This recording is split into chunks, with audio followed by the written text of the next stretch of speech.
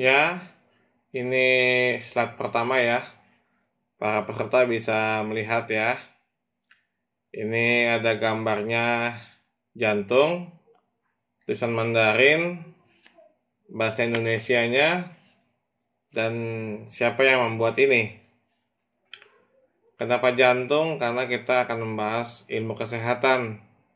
Karena ilmu kesehatan pasti yang utama adalah jantung.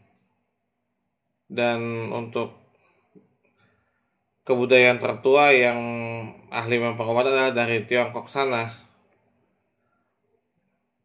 Dan sebenarnya juga ini bukan barang baru ya, cuman mungkin karena udah diteliti lalu dievaluasi oleh orang barat, jadinya ya ada data atau bahan atau sesuatu yang ilmiah yang dapat diuji dan dibuktikan secara bersama gitu loh. Nah, itu masuk kita ke slide kedua. Di situ kita ada perkenalan dulu ya dengan metode 5W tambah 1H ya.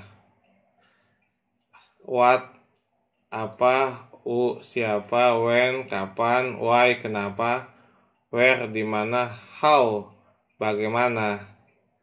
Nah, sampai sini sih peserta silakan menyiapkan alat tulis ya. Takutnya nanti ada yang ditanyakan. Karena setelah sesi ini nanti setengah jam juga ada tanya jawab atau masukan atau tukar pikiran atau diskusi gitu. Lanjut ke slide 3 kita ya.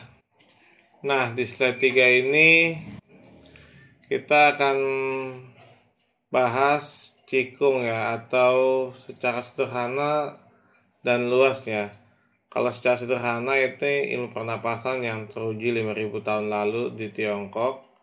Malah kalau hitung dari kalender Masehi sekarang ini itu udah 7.000 tahun sebenarnya.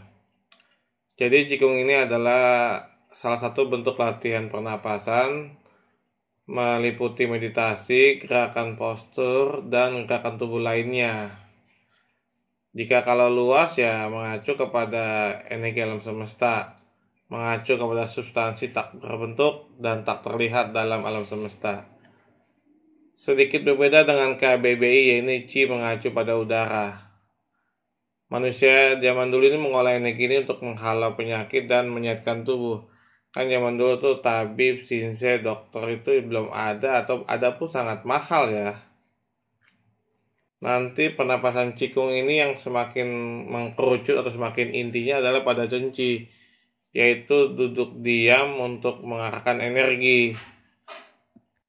Singkatnya sebenarnya begini ya. Saat orang bernapas juga sebenarnya merasakan energi tubuh mulai urat-urat saraf tubuhnya. Cuman ya karena kebudayaan ini masih kental sekali dengan magis, tahayul, atau tanda kutip yang klinik-klinik lah. Jadinya kita tidak berpikir secara ilmiah. Oke, sampai sini saya mau tambahkan sedikit tapi saya nggak cantumkan di sini ya.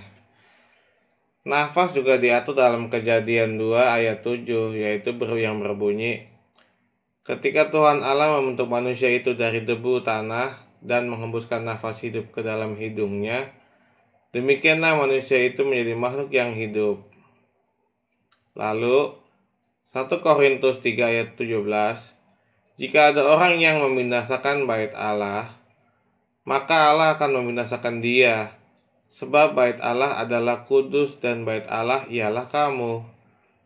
Dan yang terakhir 1 Korintus 6 ayat 19, tubuhmu adalah bait Roh Kudus. Sampai sini udah paham kan? Atau disimpan dulu buat pertanyaan selanjutnya ya. Nah, kemudian tentang roh ya, mungkin sih dengar tentang roh ya, roh. Roh itu bahasanya Ibrani, ruah, artinya angin, nafas, kehidupan atau prinsip kehidupan. Jadi intinya, roh itu ditiupkan kepada tubuh manusia oleh Allah atau Tuhan untuk hidup. Gitu loh, baik manusia itu dipilih oleh Tuhan maupun manusia juga yang ateis, yang tidak percaya Tuhan, kan tetap hidup kan. Nah, di sini kita bisa lihat Tuhan sungguh baik. Makanya jangan sia-siakan apa yang Tuhan berikan. Jadi nanti ini akan berguna untuk pengembangan lebih lanjut ya. Lanjut kita ke slide 4 ya.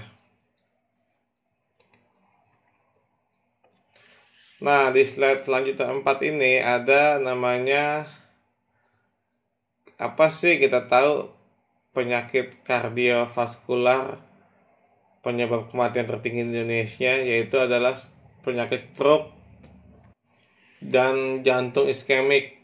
Bahasa kerennya mah serangan jantung atau heart attack. Nah, penyakit kardiovaskular ini menjadi perhatian dunia karena terus meningkat jumlah kematian di dunia.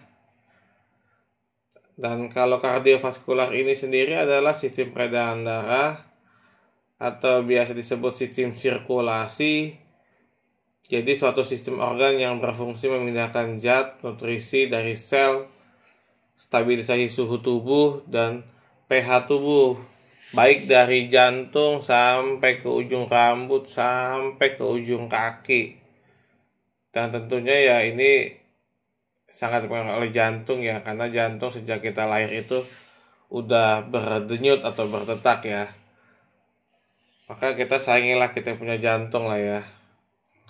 Dan penyebab tertingginya adalah oleh tekanan darah tinggi, gula darah tinggi, merokok, dan obesitas.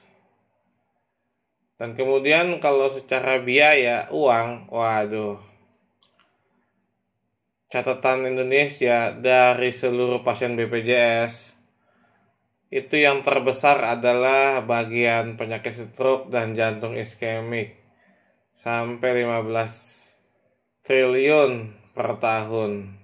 Itu ada barcode, nanti silahkan di-scan sendiri ya. Dan kemudian siapa yang bisa meneliti kardiovaskular pertama kali?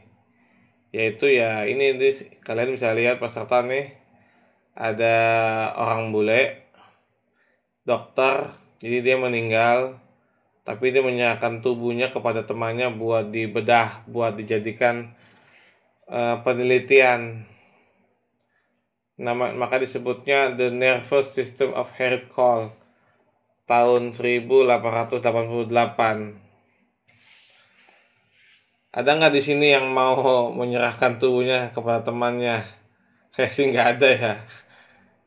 Oke, kita lihat gambar baik-baik memang. Tapi ini kalau peserta mau lebih jelas bisa lihat, cari di googling aja kok. Nah, kita lanjut ke slide 5 ya. Nah, ini 10 penyakit penyebab kematian tertinggi di Indonesia sejak 2019 hingga kini ya. Sebenarnya COVID juga, nafas juga yang kena.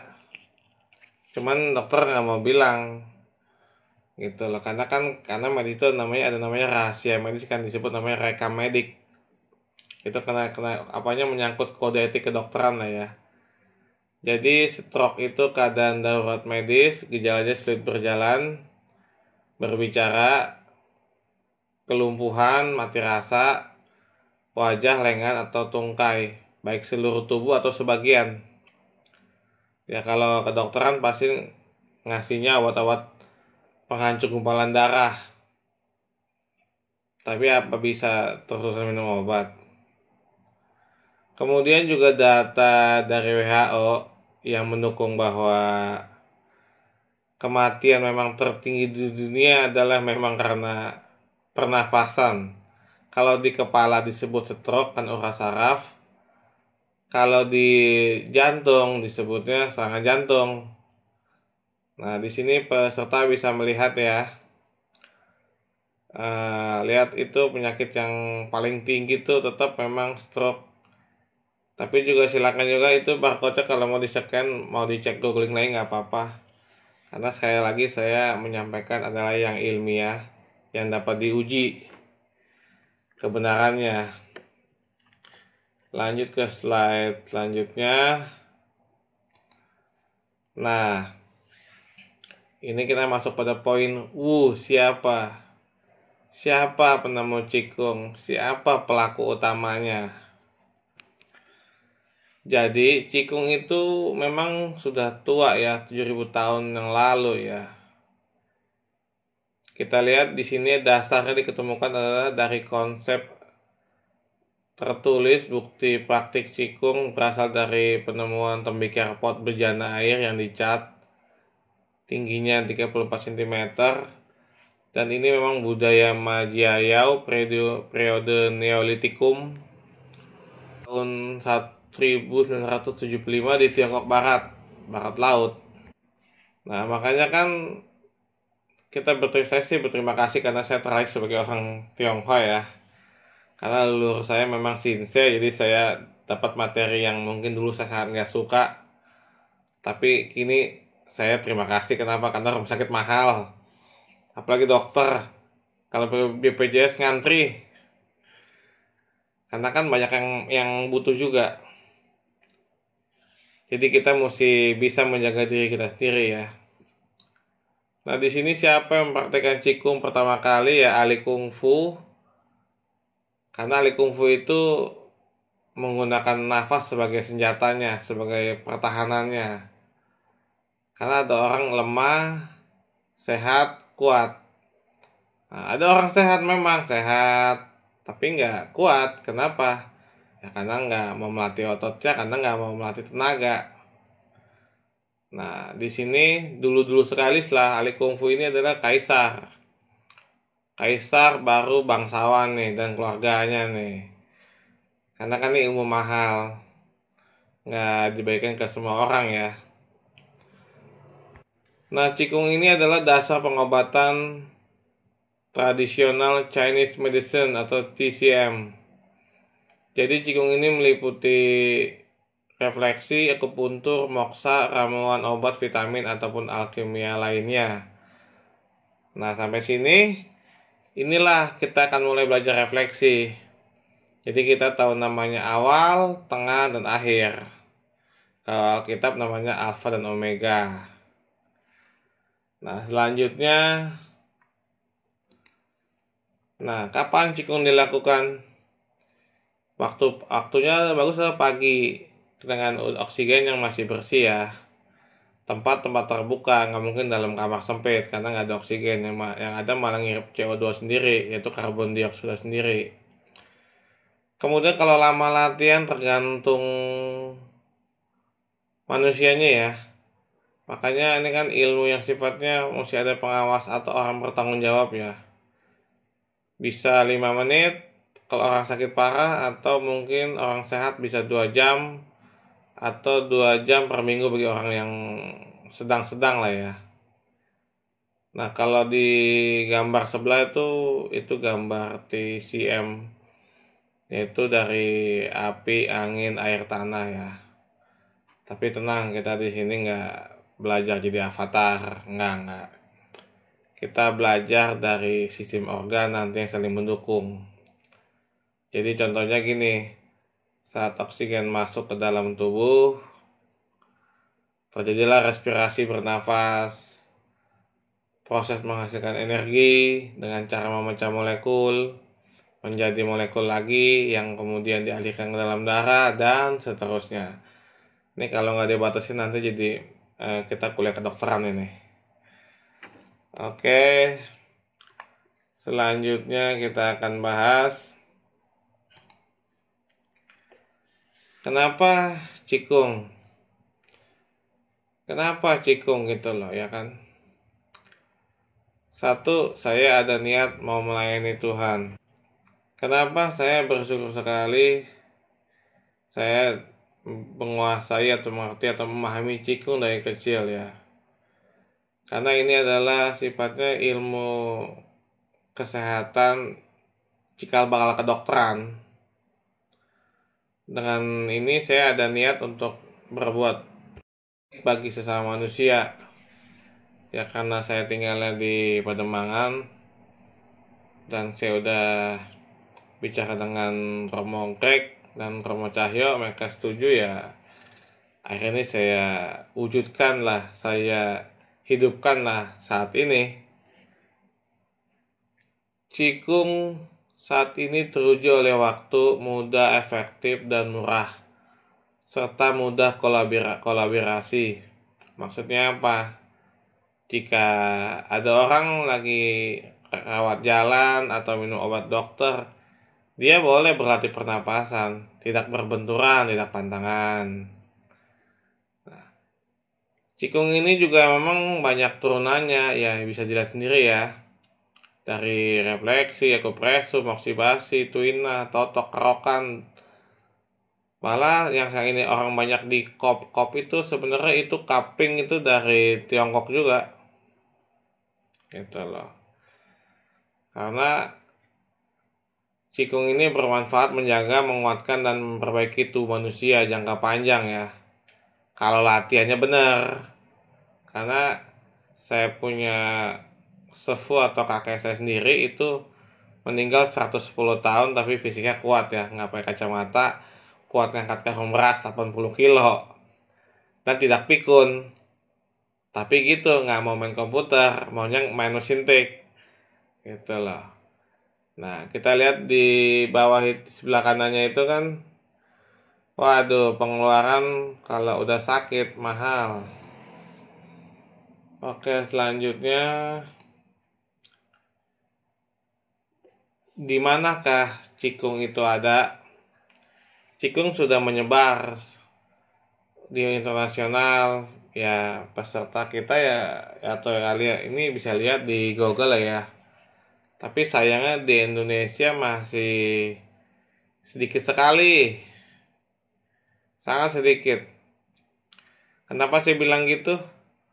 Ya karena saya sudah meneliti dan saya sudah ikut terjun. Yang pertama yang secara terbuka adalah Cikung Kilin Budaya Indonesia. Lalu muridnya Cikung Kilin itu yang bernama Benny Chandra membuka Teratai Putih. Lalu dari Taiwan ada Cikung 99 atau Neo Cikung 99. Dan masih banyak lagi yang diam-diam yang nggak mau mengajarkan karena satu mungkin ya apa ya, karena kan kalau ngajarin orang itu kan butuh kesabaran, butuh keikhlasan, kemudian kadang ya jadi pusing sendiri karena nanti ada pertanyaan, ada namanya komplain, ada namanya semacam tanggung jawab lah ya. Kayak saya begini, saya berusaha ya. Dan kelemahannya Cikung ini masih erat sekali dengan tradisi Buddha. Padahal itu bukan Buddha, sebenarnya Qigong ini hanya Tao ini. Tao ini sebenarnya energi loh. Energi panas dingin, kayak kasar halus, terang gelap. Tapi ya nggak tahu bisa kecampur-campur. Kemudian dengan ini saya niatkan mendirikan Qigong Sensei Indonesia. Dengan pertama adalah saya tetap ingin melayani Tuhan secara nyata. Bukan cuma omongan doang, saya tahu resikonya. Pasti ada yang tanda kutip tanya jawab, hal-hal yang bikin pusing lah bahasa kasarnya ya, atau yang pertanyaan-pertanyaan nyeleneh lah ya, terutama terkait Cikung yang 99 nanti tuh, Cikung internal tuh, mungkin udah pada lihat di YouTube kali ya, atau kalau belum tahu silahkan cek di YouTube lah ya. Kemudian Cikung ini saya dirikan satu, selain untuk melayani Tuhan, kedua saya ingin menolong orang, baik menolong orang yang sekadar kita memberitahukan saja atau memberikan wawasan gitu loh. Karena nanti Cikung Cenci ini pernapasannya sangat berguna untuk memperkuat energi. Karena kita tahu sendiri kan, mijit orang itu pakai tenaga. Meskipun pelan tetap kuat tenaga. Memang bisa pakai kayu, pakai besi, bisa. Nah, itu di situ ada organisasi atau lembaga yang saya dirikan. Nanti bisa di scan aja, itu langsung masuk ke website saya. Cuman nanti website saya itu ya Ya kalau ada masukan dari saudara-saudari sekalian, silakan langsung ke saya aja ya. Lanjut. Nah, bagaimana? Ini yang paling penting nih, karena kan nggak mungkin dong udah capek-capek hadir di sini, udah dengerin suara saya ya, yang lumayan lah ya, tahu lumayannya kemana nggak tahu ya. Nah itu jigong cinci itu manfaatnya apa? Dan saya berusaha menjadikan wadah organisasi nirlaba agar bisa membantu saudara-saudari kita yang memerlukan penghasilan sektor informal dengan memberikan keterampilan. Kemudian membuat teori dan praktek cikung menjadi dimengerti dan dipahami bahwa setiap orang itu Ci itu ada dalam hal bentuknya energi. Kenapa? Karena kita kan dari oksigen, dari O2O, dari CO2, kemudian kita makan nasi. Siapa di sini yang udah kalau nggak makan nasi lemas? Padahal nggak berpikir kalau nggak makan nasi ya 1 hari aja atau 2 kali aja mungkin tuh kayak ada yang hilang gitu loh. Padahal sebenarnya nasi itu karbonya tinggi, cuman kemudian kalau di daerah-daerah Ambon sana mereka nggak makan nasi, makannya ubi, singkong. Kalau nggak makan itu mereka kayak nggak makan nasi juga, nggak makan singkong juga ibaratnya gitu loh.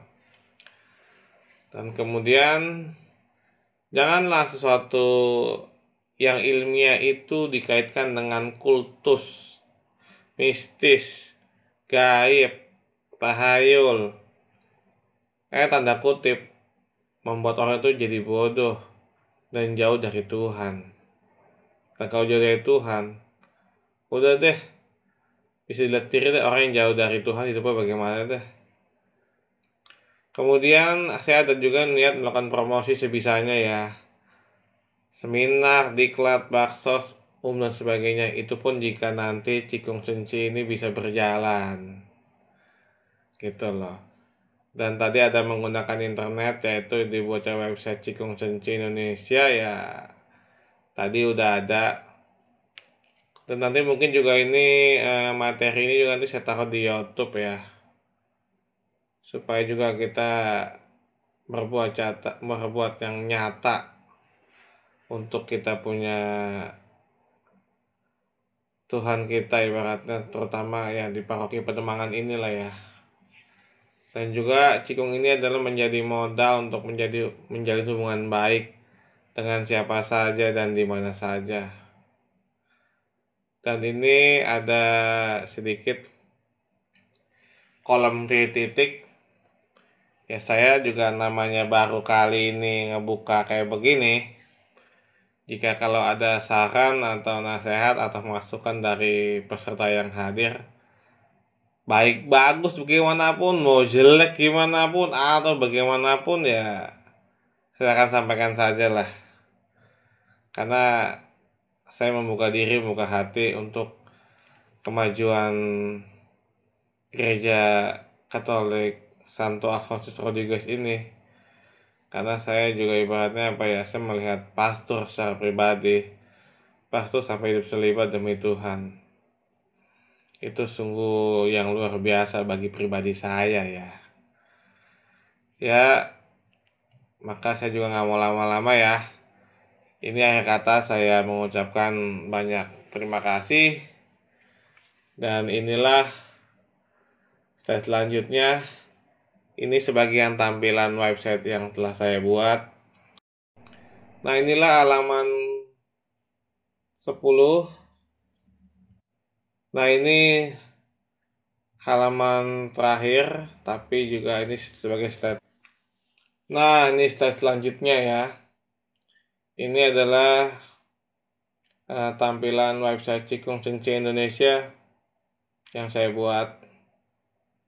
Nah saya sih berharap siapa tahu di sini yang hadir mau ikut latihan pernapasan Cikung ya. Karena juga kemarin sudah ngomong sama Romo Greg, Romo ngasih izin, cuman orangnya belum ada, gitu ya. Jadinya di sini ya jika ada yang berkenan ya dari yang hadir ya, saya sampaikan terima kasih karena juga bukan untuk saya saja, tapi untuk diri sendiri, keluarga, orang lain, bahkan gereja, Dan bahkan yang terpenting adalah kita menjaga tubuh ini yang diberikan oleh Tuhan. Oke, kemudian ini yang terakhir adalah kita masuk ke sesi diskusi atau tanya jawab atau apa saja yang mau disampaikan saya terima. Dan saya ucapkan terima kasih atas perhatian. Dan akhir kata kita tutup dengan sesi tanya jawab yang gembira. Oke.